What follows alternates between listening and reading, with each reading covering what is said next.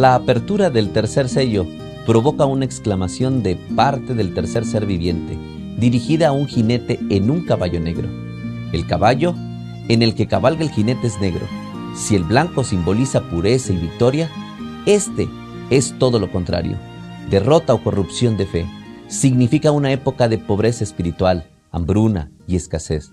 El jinete llevaba en su mano una balanza. Su traducción en griego es sujos, yugo, por la semejanza con los brazos de una balanza.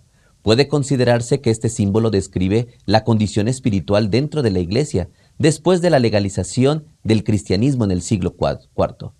Cuando se unieron la iglesia y el Estado, después de esa unión, la iglesia se preocupó mayormente por los asuntos seculares y en muchos casos se produjo una falta de espiritualidad.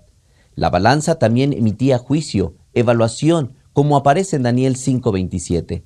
La siguiente voz que se escucha, es posible decir que esa voz no pertenece al tercer ser viviente, pero si imaginamos a los 4 seres vivientes alrededor del trono de Dios, Juan menciona que esa voz se escuchó en medio de los seres vivientes. Entonces, la voz que habla quizá deba ser o la del Cordero o la de Dios en medio de estos 4 seres.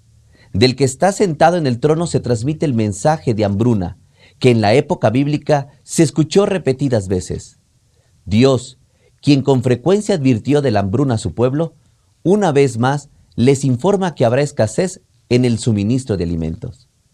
El mensaje de esta voz era: 2 libras de trigo por 1 denario y 6 libras de cebada por 1 denario. Pero no dañes el aceite ni el vino.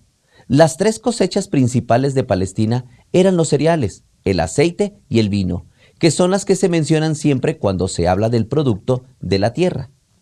El precio de 1 kilo de trigo por 1 denario es muy exagerado.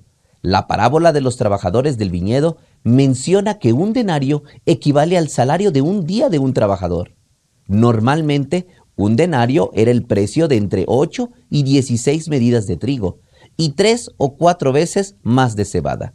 Lo que Juan está pronosticando es una situación en la que todo el jornal de un obrero se necesitaría para comprar lo absolutamente necesario para su subsistencia personal, sin que quedara nada para las otras necesidades de la vida o para la familia. El mensaje que sale de en medio de los 4 seres vivientes fue muy significativo para sus lectores y oyentes. Los cristianos que vivían en las ciudades de Esmirna, Pérgamo, Tiatira y Filadelfia se veían obligados a pertenecer a gremios que les exigían que adoraran a ídolos. Cuando se negaban debido a su fidelidad a Cristo, recorrían el riesgo de quedar sin trabajo y pasar mucha hambre.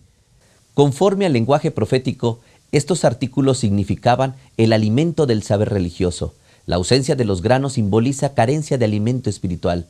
La unión de la iglesia con el Estado en el siglo IV secularizó la verdad. Esto trajo hambre espiritual. Seguramente estamos viviendo en un mundo en el cual lo material y las cosas seculares han invadido nuestra vida.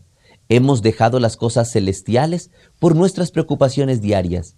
Es necesario que, como María, escojamos la mejor parte y no debiéramos estar tan ocupados con los afanes de la vida como Marta.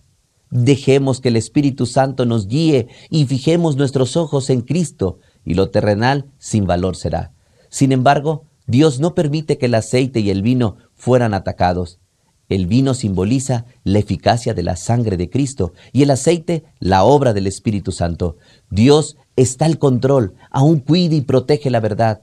No permite la contaminación de sus enseñanzas y en medio de las tinieblas de este mundo confuso, hoy como nunca antes, se necesitan cristianos que levanten en alto la luz de la verdad. La palabra del Señor está listo para hacerlo.